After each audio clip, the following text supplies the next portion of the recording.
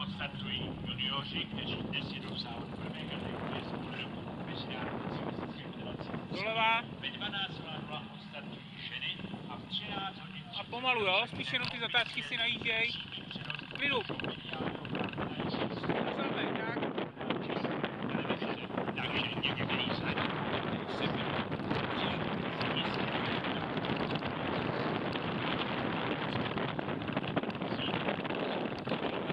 Musí to spíš doprava, no, tam počítej, že pojedeš tam, tak. Dámy a pánové, informace o začátku dnešního sportovního pořadu. Hlasatelny V klidu.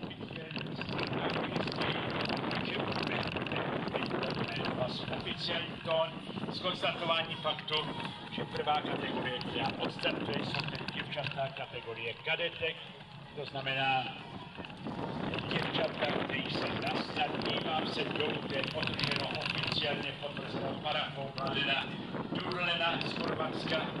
Odstartuje 26 děvčat, čelou je velice sympaticky početné pole mladých cyklurusařek. Podívám se rychle na startovní listinu starších žáků, to znamená kluků, kteří odstartují těch vzpomínaných 60 sekund za kategorii kadetek. No a tam je ten potom přece jenom výrazně početnější a opět dámy a pánové za vás diváky posílám informace, že žáci... Tak úplně velký kolo, úplně velký, tak...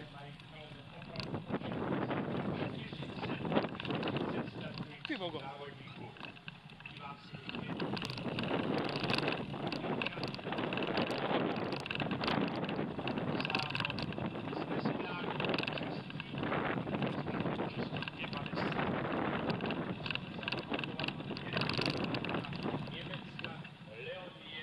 Už to jen tady doprava na asfalt. Tak.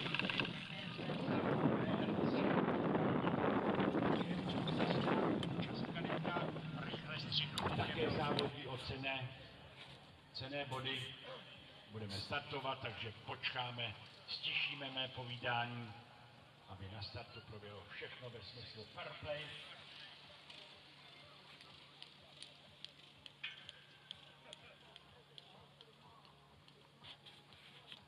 Bude startovat úvodní kategorie kadetek, nebo chcete-li mladších dorostenek. 60 sekund za nimi odstartují hoši, kategorie staršího a mladšího žadstva. Obě kategorie znovu opakují, jsou pochopitelně klasifikovány, honorovány body samostatně, ale taková ta prestiž bývá ve všech závodech jednoznačně k vidění. Kluci se snaží docvaknout peloton děvčat, jít přes a opravdu mnohokrát v průběhu letošní a nejenom letošní sezóny se stalo, že to absolutní pořadí byli hoši, kteří startovali 60 sekund později, kteří na pásku přijíždějí jako absolutní vítězové. Odstartováno. A podívejme se na to. Seton číslo 61, děvče, o kterém jsem hovořil, Tereza Baníčková, reprezentující světlé barvy trikotu Ivarce z Outdoor Team, odstartovala jako první, proletla tady kolem našeho stanoviště a za ní pochopitelně v relativně vyrovnané formaci všechna další děvčata kategorie kadetek. Znovu opakuji, dámy a pánové, má a měla na startu celkem 620 závodnic. Čekáme 60 sekund na to, než nám odstartují hoši. Tady to je velice zajímavá kategorie.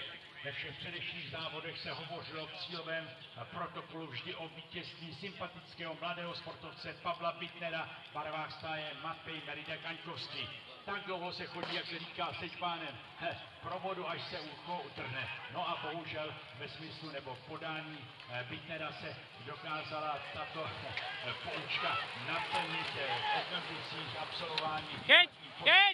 To znamená v Trutnově, kdy po defektu Bittner, který v podstatě celý začátek...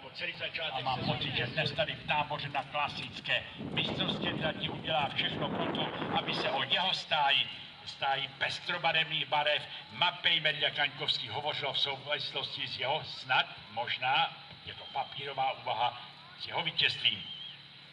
Takže dámy a pánové, na trati máme dvě úvodní kategorie dnešního pořadu. Možná, že ještě v této chvíli nezazněla informace o tom, jak dlouhý je okruh.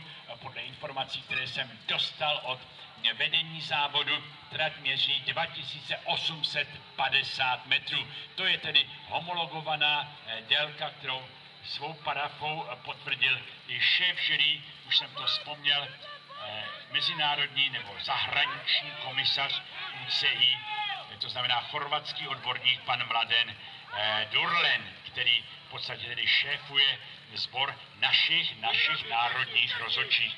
Pochopitelně, že vy jeho Češi jste se pyšní dostatečně a právě pyšní na to, že stále neumdlévá a stále pracuje. Jeď, Pavlíku, jeď za Fandou, makej, jeď! Pochopitelně tady. Jeď! Pojď, Vojti, běž, makej. Dávej! A postaví to zrychlí! Zaloď!